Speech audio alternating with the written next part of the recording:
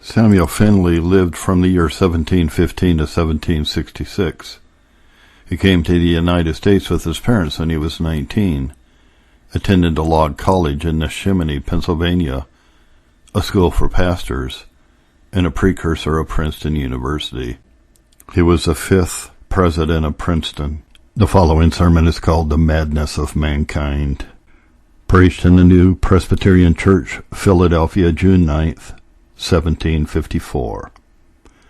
And madness is in their heart while they live, and after that they go to the dead. Ecclesiastes 9, verse 3. Whoever seriously views and wisely considers the manners of mankind and brings them to the test of right reason will be forced to receive the same melancholy idea of them represented in this text. The words are Solomon's, who was not only an indefatigable student of nature, but an accurate observer of divine providence, of the conduct of men, and the several consequences of actions, divine and human. He here tells us the result of his researches respecting these. As to providence, that though God has a special regard to the holy and good, yet in external things he makes no difference, but all things come alike to all, Ecclesiastes 9, verse 2. As to mankind, that they take occasion from these promiscuous dispensations to commit wickedness without reserve.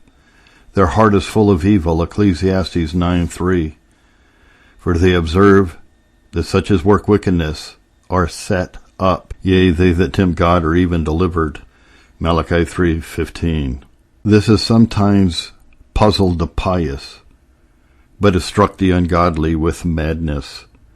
Hence it comes that madness is in their heart while they live. Madness is a state of irregularity and discomposure. The person affected with it is not fixed in his purpose, is not influenced in his conduct by the most engaging motives, pays no regard to the dictates of right reason, nor is careful about what is decorous, disadvantageous, or dangerous. Now we are assured by unerring truth that this is the state of the sons of men. It is true they make high pretenses to wisdom, and have a show of it, but the wisdom of this world is foolishness with God. 1 Corinthians 3:19. If madness were concealed in the heart, we cannot discover it, but out of the abundance of the heart, the mouth speaks. Matthew 12:34. And so by men's words and actions we come to know what is in their hearts. So a course of life contrary to right reason and just rules of conduct will evidence heart madness. In treating the subject, I am naturally led to show wherein the madness of human hearts discovers itself. This cannot be done but by mentioning particular instances of human conduct. And as I apprehend that the method of such a narration is in a great measure arbitrary, I shall not attempt a nice arrangement of the general heads in natural order, but propose them as they occur. First, precipitant conclusions concerning persons, things, or opinions, formed without evidence, and often in defiance of demonstration to the contrary, discover a degree of madness in the heart. The crowd of mankind determine the most important points, without weighing the reasons on both sides of the question. In their own imagination they quickly penetrate matters which to the more judicious are abstruse and intricate. If they embrace truth, it is by accident. They contend for religion not because they see its proper evidence, but because they have been accustomed to it. And thus they may be orthodox and regular Christians from no better principles than those from which the Turks are Mohammedans. Nay, they form their judgment of religion, the highest concern of all, with more indifference than of the small affairs of this life. From hence arise the many sottish opinions, wild reveries and destructive heresies that pass for pure religion with their respective votaries, divide the Christianized world into so many opposite parties, are contended for with a peremptoriness that knows not to yield to argument, and promoted frequently with a bitter, sometimes with a bloody zeal. What intelligent Christian is there who, without a mixture of pity and contempt, can observe the professors of wisdom become fools? Romans 1 verse 22. Hear the dictates of eternal wisdom pronounced folly, with a supercilious air and fanciful chimeras substituted in its room. It would seem as though the faculty of reason was, to many, given in vain. While one asserts the uselessness of it in religion, another its sufficiency in our lapsed state. This denies the necessity of any divine revelation, that asserts every circumstance must be immediately revealed. One thinks saving grace consists in moral honesty. Another places it in the observance of invented forms. One is a libertine who fancies he serves God while he gratifies his lusts. Another is superstitious and thinks to please him by monkish austerities. One is content with a dead faith, which neither purifies the heart nor works by love. Another is persuaded he shall be saved by his good works, though imperfect, without faith in the righteousness of Christ. This lays the whole stress on orthodox principles that thinks it indifferent what we believe. Some doubt not their safety because they are of such a particular religious denomination. Others are of opinion that all denominations stand alike fair for salvation. Here is a bigot who esteems every circumstance in religion to be essential, and whatever he believes to be right and true must be a term of communion. There is a latitudinarian whose religion has little or nothing in it that is important, or worthy to be earnestly contended for. Here unaffecting speculation is triumphant. There, ignorance is a mother of devotion. Here, religion is dressed in gaudy attire with Jewish worldly pomp, insomuch that its first institution is hardly at all discernible. There, the pure external ordinances of God himself are rejected with scorn from a swollen conceit of spirituality. Now all these contradictory parties will be equally stiff and positive in their notions, yet are all equally extravagant and monstrous, all opposite to divine revelation and the reason of things. And are all these, O my soul, are all these irrational sons of men? Are all these sure they are wise? Can truth, divine truth, be a system did I say, a heap of dotages? Can reason, strict reason, approve contradictions? Or rather must we not assuredly conclude that madness is in their heart while they live? Nor shall we find more wisdom in their judgment of men than of things. They conclude of characters in the lump, can hardly see anything amiable and good, when some things displease, nor are blemishes apt to be disgustful when some good qualities hide substantial excellencies from the vulgar eye, while the absence of all valuable accomplishments is easily supplied by mere sound and empty show. Wisdom and virtue, meanly clothed, are despised, whilst ignorance and vice dressed in purple are honored. An easy air and genteel dress often recommend nonsense, and make flattery appear sincere. But an uncouth mode will cause the same persons to disrelish undissembled regard and solid discretion. Even learned critics sometimes defend the very absurdities of a favorite author, and censor what is truly sublime in another. Whole communities, nay, whole nations lie under the censor, which belongs only to a part, and perhaps a small part of them. Thus mankind judge as though reason taught them to make the conclusion universal, when the premises are only particular. Number 2. Men judge not more precipitately than speak and act inconsiderately. How frequently may we see proper and improper confused? No respect had to time or place or persons, nor a thought of the obvious and unavoidable consequences of their ideas. How many live as if there was no need of caution, no possible danger of missing the right way, nor any extreme to be feared, as if nothing could follow from any course of conduct, and a necessary cause would not produce its genuine effect, as if prudence and circumspection were names and no power of deliberation had ever been given. They live at random and seem to consider right and wrong with absolute indifference. In the religious life, some are offensive, others stumble and fall, and some take offense when none is given. In the civil life, many ruin themselves in their worldly affairs, and others too by indiscretion. Some live above their ability, engage in matters too high for them, and fall by those means by which they are thought to rise. The imprudent pursuit of grandeur brings others into contempt, whilst they industriously seek to obtain a character which they cannot support, and climb to a pinnacle where their brains are turned, and they cannot stand. Many in the devout qualm engage in a course of strict religion, without a rational sense of its importance, or counting the cost, Luke 14:28.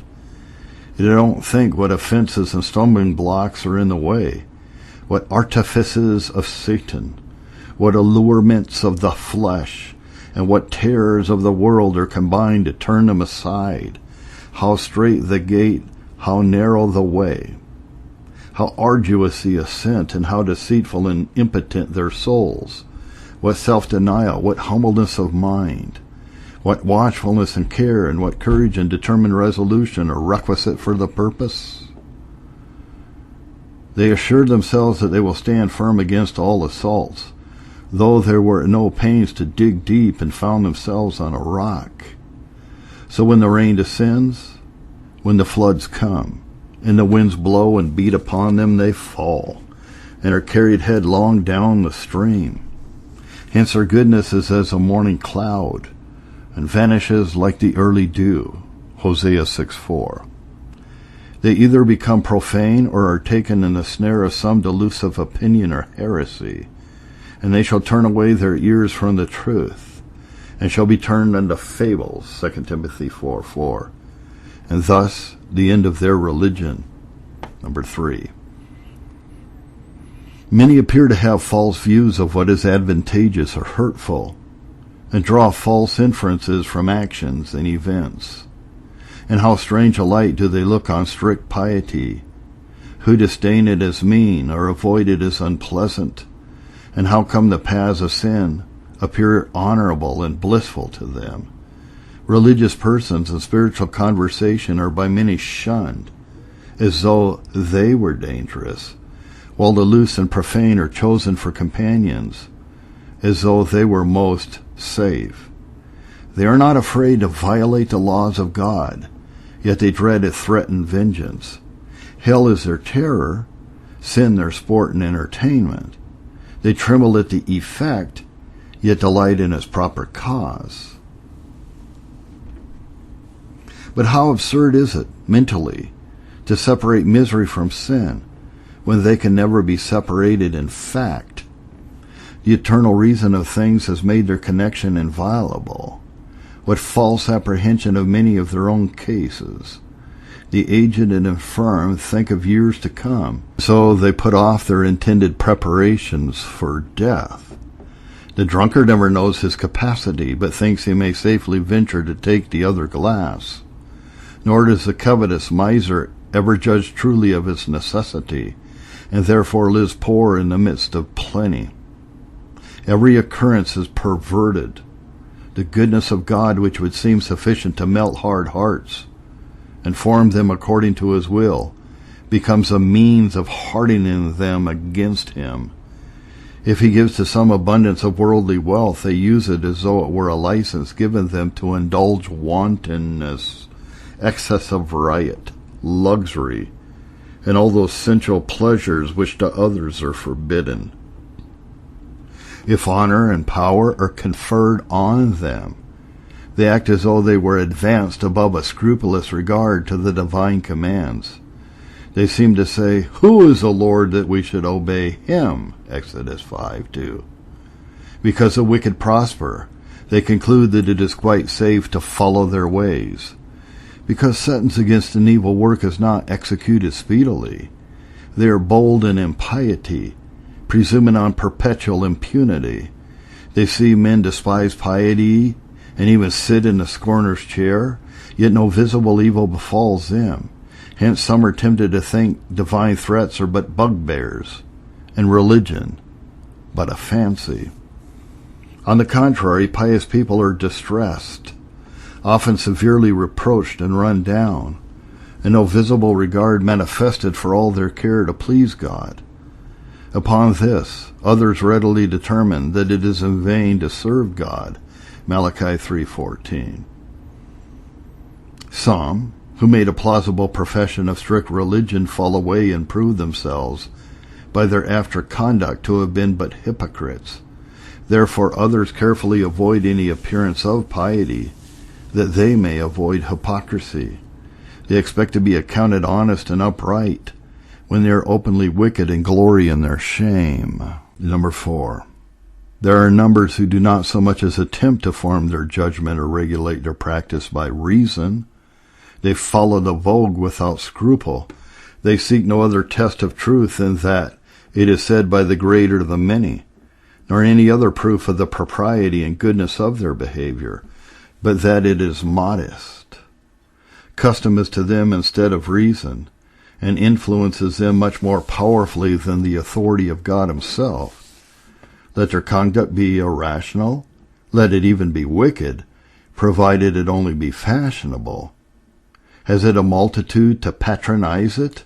Then it is no manner, though it cannot stand the test of Scripture, no, nor of common sense. The crowd like a torrent carries them along, and they lose themselves in it. Their weak minds are confused with the tumult and made giddy with the glare of giddy pomp. Sedate thought and calm reason, by means of numberless airy vanities, lose their weight and are resolved into fume and vapor. In this plight it is no wonder that they esteem those contemptibly weak, who choose rather to expose themselves to the censure of the world than to offend God. They judge of religion itself by the fashion. By that they determine which of the divine commands it is proper to obey, and which of them, for the sake of decency, is to be laid aside. If religious discourse is reckoned impolite, a serious expression will shock a gay company, and a few would go near to disperse them. Though it is the will of God that sin should be reproved, and the sinner made ashamed, yet we would offend against modern politeness should we discover even a calm disapprobation of what is wickedly spoken or acted in company. They who would be quite acceptable to this world must at least seem to approve what God condemns, that so none may ever be made uneasy by their presence. They must say to every one that despises the Lord and that walks after the imagination of his own heart, "You shall have peace, and no evil shall come upon you." Jeremiah 23:17. But surely the friendship of the world is enmity with God. James 4:4. But let us proceed further and take a view of men who mistake not their duty, who acknowledge the things that are excellent, being instructed out of the law, and we cannot but conclude that they exceed in madness. 5. Multitudes continually counteract their judgment and conscience when rightly informed. They own the soul to be more excellent than the body, yet are most anxious to provide for the latter. They spare not cost and pains to cure a bodily distemper, while the immortal spirit, all disordered, is quite neglected. Remedies are carefully sought for a headache, but none for a hard heart. A fever is deplored.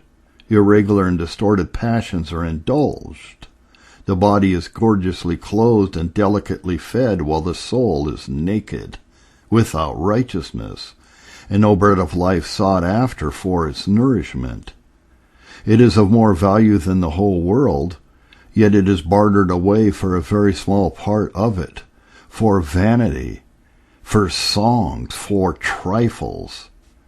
That heaven is infinitely preferable to this earth, eternal glory to temporal felicity, is not disputed, yet sinners choose to live here always.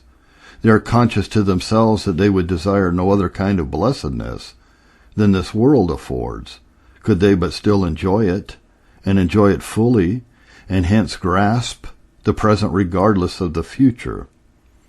They acknowledge that they should make it the very business of their life to please God, and that his favor is more valuable than the favor of all mankind, yet they gratify their appetites and humors when they know they displease him in so doing.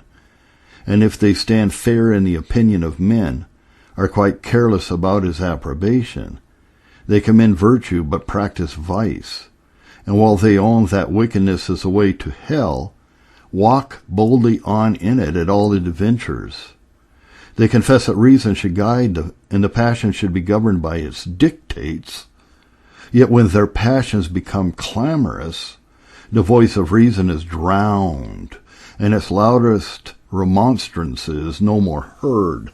The covetous man is drawn into absurdities by the love of money. The voluptuous hurries on in pursuit of ruining pleasure, and thirst of praise carries the ambitious headlong. They make no suitable improvement of their own experiences, nor correct past follies by after observation. The world and its evil customs are infectious. They have been often caught in the same snare, yet never learn to be guarded and circumspect. The review of past scenes of guilty pleasures gives griping remorse. The present do not satisfy, yet many trials convince them not that the future will surely disappoint them. After drinking to excess, the heart is thirsty, and hunger succeeds the most plenteous repast. Even in laughter the heart is sorrowful, and the end of that mirth is heaviness, Proverbs 14:13. For oftentimes reason is debauched, the conscience is seared, the passions inflamed, the constitution broken, the estate ruined, and the person despised. Guilt is contracted, time is wasted, and the spirits flagged by means of an immoderate elevation. Sensual joys clog and surfeit, but do not content. They gratify the brute, but starve the man and frequently ruin the Christian. Yet we see multitudes of mortals eagerly fluttering to grasp joys, which like airy phantoms still elude their embrace, and are hardly the shadow of realities. Disappointed, they nevertheless still pursue, still go on in a tiresome road, and tread the same beaten path in vain. In short, after numberless experience, they neither learn the emptiness of earthly things, nor to the deceitfulness of their own hearts. Number 6. It is well known that madness hurries persons who are affected with it into most desperate courses, and this is a case of mankind, who knowing the judgment of God, that they which commit such things are worthy of death, yet they do those, and delight in them. They sin against shocking terrors felt by themselves, and disregard alluring offers of pardon and charming promises of eternal salvation. They sin while they are receiving tender mercies, never considering the goodness of God leads them to repentance, and while they suffer the infliction of severe judgments.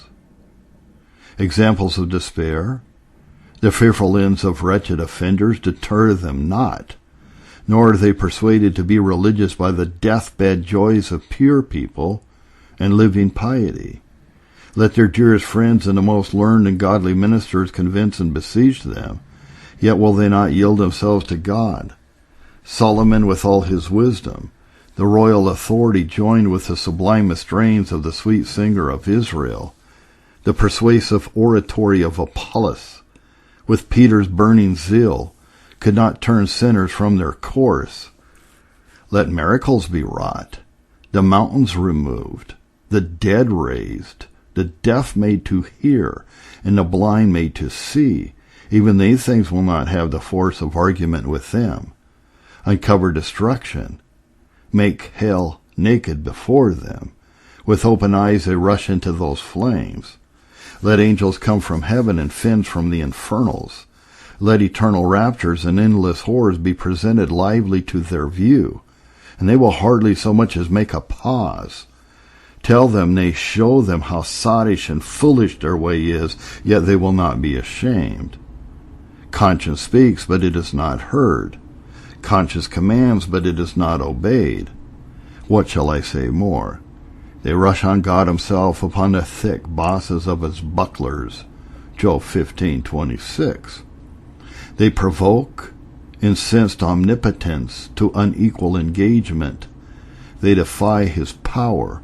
They despise his truth, and like leviathans laugh at the shaking of a spear. Job 41:29. They cannot successfully contend, nor is it possible to escape, yet they will not submit, will be broken rather than bow, and dashed in pieces like a potter's vessel rather than comply with the confessedly righteous will of God.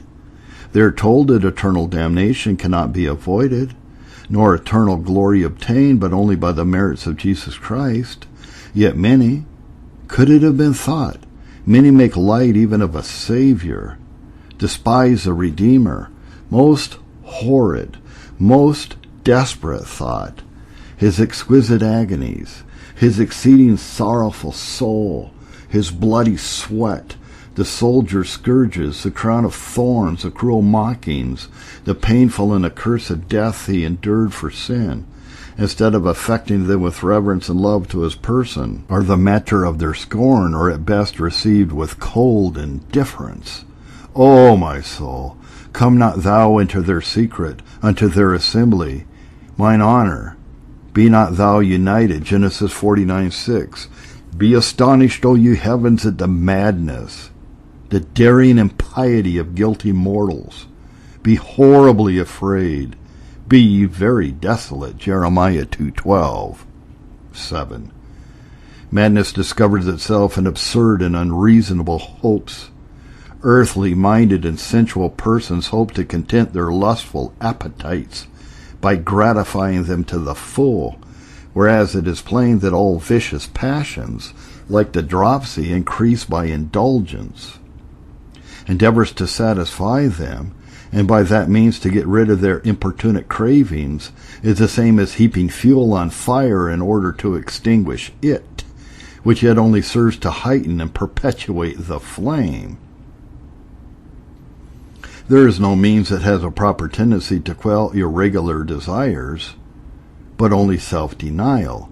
Some hope to obtain heaven without holiness, to be glorious in the eyes of the Lord, Isaiah 49:5, though quite unlike him, to dwell forever in his presence, though enemies in their minds by wicked works, and to enjoy spiritual blessedness while they carnalize their affections, and more indispose themselves to relish it.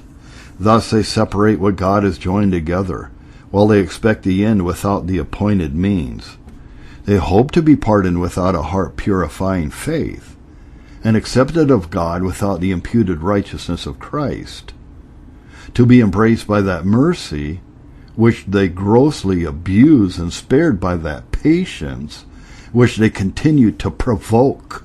Nay, they propose what is obviously impossible, to live with the wicked, the worldly, and debauched, and yet to die with the holy and self-denied, to be followers of the meek and humble Jesus, and yet indulge wrath and ambition, and to be happy without friendly intercourse with the Father of their spirits and fountain of bliss, and so live contented without having fellowship with the Father and with his Son, Jesus Christ.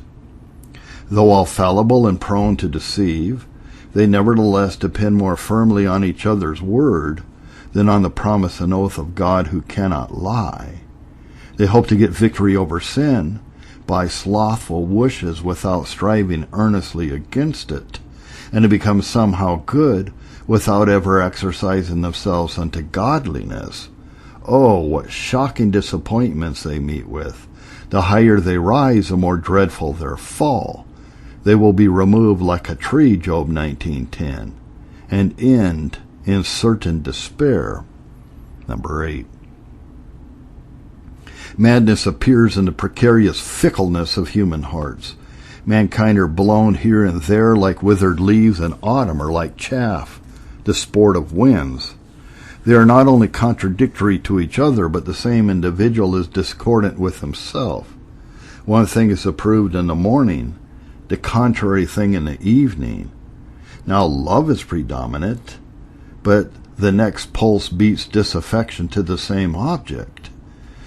This hour the sinner, disturbed in mind, rejects a favorable lust with abhorrence. The next moment he calls and embraces it. He now resolves to be religious in earnest, but presently defers it till tomorrow. And when the morrow is come, he has forgotten the whole. Now the judgment is clear, and things appear in comely order. Now it is covered with clouds, and what was order becomes confusion. Now the heart is calm, easy, and pliant. Now a tempest ruffles the bosom, and obstinacy that cannot bend takes place. First, mercy and kindness sweeten the temper, which is presently soured by revenge and moroseness. Then he steers a steady course this way, but turns to a different point with the next veering gale. Excellent sentiments are quickly blotted, and the last impressions raised out by the next succeeding impressions. A determinate and fixed resolve but mocks the observer, and seems more like the effect of chance than of judgment and deliberation. How ludicrous are the quick changes of custom and fashions, yet each of them approved and each of them censored in his turn by the very same persons. Now it pleases, but then it gives disgust. Now it pleases again. The gay and fashionable and they who live in affluent circumstances are busy too, and even perplexed in the variety of vanity, and wearied in the giddy chase. And though many of them are in some lesser points more polished than others, yet they afford us a prospect not more rational, nor less wild, than those who they despise. Worldly prosperity, perverted from its use by human depravity, makes their passions impetuous, their impatience violent, and their judgment weak. This being the character, though not of all, yet of the greater part who glory in high life, what can follow from it but a wild inconstancy? O my soul, how evident are human thoughts and human things! How delusive the scenes of mortal pleasure! And how little reason is there to depend on the power or wisdom or fidelity of the fallen human race! Put not your trust in princes, nor in the Son of Man, in whom there is no help, Psalm 146:3. But rather cease ye from man, whose breath is in his nostrils, for wherein is he to be accounted of, Isaiah 2:22. These characters are no fictions, nor exaggerations of the truth, but are all taken from the life. And though the half is not told, yet in what a shocking point of light do even these rough and imperfect sketches set mankind. But what aggravates this madness to the highest degree is that after all they go to the dead, Ecclesiastes 9:3. Solemn consideration. The gay and jovial, the rich, the great, the poor and mean, the sorrowful and afflicted, all depart hence and are seen no more among the living. See whole ages swept away by the besom of destruction, noisy and bustling millions silent in the dust. And all their mortal honors, their sensual joys and earthly cares are forever departed with them. What authority or empire have Alexander the Great, Cyrus, or Caesar now? Where are their favorites, their friends, their flatterers, and their subjects? Who fears their frowns, trembles at their threats, or courts their favor in the house of silence? And what do their triumphs and spoils avail them now? Implacable enemies are hushed into everlasting peace. Are these the men that made the earth to tremble, that did shake kingdoms? Isaiah 14:16. They are become weak as the meanest. Their pomp is brought down to the grave. The worm is spread under them, and the worms cover them, Isaiah 14:10 and 11. Thus mankind in every age bustle and die. Like bubbles they are blown up and glitter and break. Like flowers they spring, bloom, and are cut down, and like shadows they pass away and continue not. But where do they pass? Where shall our curious or rather solicitous thoughts follow them? Is death the end of their existence? No. After that comes the judgment. They are summoned to appear before the august, the impartial, and sovereign judge. They stand at his bar and hear an irrevocable doom. And what a doom! Can we bear to contemplate the state of those who madly provoked their judge and perished impenitent? Does not the heart recoil, the imagination startle, at the direful thought of a horrible gloom, regions of eternal despair, the steam of sulphur mixed with unquenchable fire, the torturing gripes, the relentless lashings of a guilty conscience, that gnawing, never-dying vulture, the insufferable impression of almighty wrath, and the hideous shrieks of the damned souls? And are the bare thoughts of these things shocking? What then will it be to endure them? And can we judge those to be sober and in their right minds who are in continual danger of plunging into these miseries, and yet are secure and careless about any endeavor to escape from the wrath to come? What an amazing scene do the sons and daughters of pleasure exhibit to us. They are daily exposed to 1,000 deaths, are easily broken by numberless unforeseen accidents, and if they die impenitent, they are forever undone, yet are no more alarmed than if they were immortal. All thoughtless, all volatile, hating serious things, and lectures of death which therefore surprises them, finds them unprovided, hurries them away, and pushes them reluctant down the dreadful precipice from time into eternity. Oh, the hardy adventure, to take a leap in the dark into an endless, unalterable state. Merry company, balls, assemblies, and plays amuse them, so that they forget they are mortal till they die, and see not their danger till they are beyond relief. They live in jest, and after that they go to the dead, Ecclesiastes 9:3.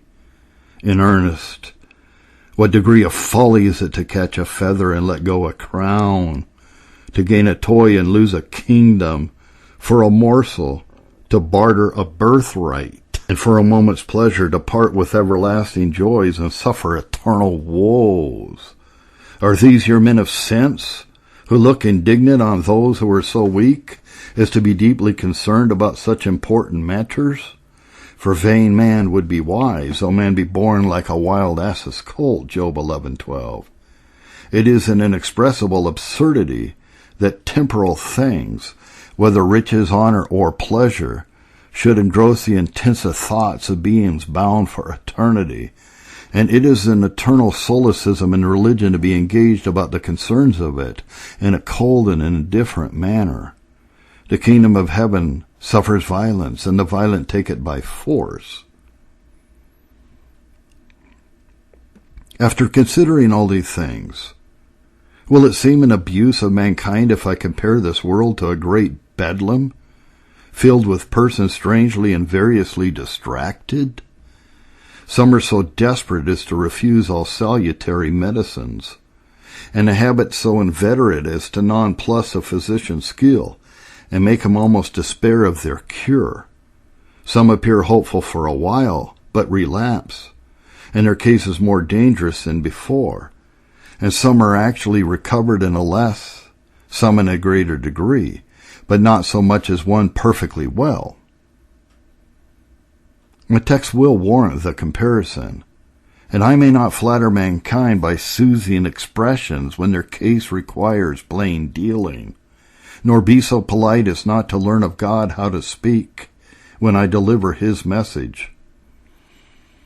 From the whole of this we are taught how little reason anyone has to be puffed up with popular applause, or dispirited when he does not obtain it.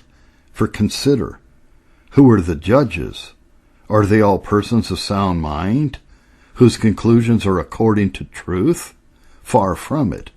It is true all fancy themselves mighty good judges of merit, but I speak charitably when I say perhaps 1 in 100 can distinguish. That soul therefore is lighter than vanity that is tossed here and there, according to the ebbing and flowing tides of inconstant affections. The favorable opinion of mankind is chiefly to be valued as it gives an opportunity to serve their best interests more successfully. How much reason there is in that divine exhortation, "Be not conformed to this world," Romans 12:2. Do not act upon its principles, nor accommodate yourself to its evil customs and modes. For this world is at variance with God, and no man can serve 2 masters. It is here modish to make light of religion and to treat it, if treated at all, with an air of the most absolute indifference and unconcern. Nay, with many it is polite to sneer at solemn devotions and make a mock at sin. He appears big who dares trample on sacred and inviolable authority and laugh at divine threatenings, and wise who can ridicule the mysteries of the gospel. He who is a companion of such fools shall be destroyed. Proverbs 13:20. Lastly, let the follies of others be a motive to engage your more earnest pursuit of saving wisdom. Seek her as silver, and search for her as for hid treasures. Happy is a man that finds wisdom, for she is better than silver, and the gain of it than fine gold. She is more precious than rubies. Her ways are ways of pleasantness, and all her paths are peace. Proverbs 3:13, 15, and 17. If any of you lack this spiritual wisdom, ask it of God, who gives liberally and upbraids not. And let it ever be a small matter with you to be judged weak and foolish by a mad world, provided always that you are wise unto salvation. The madness of mankind.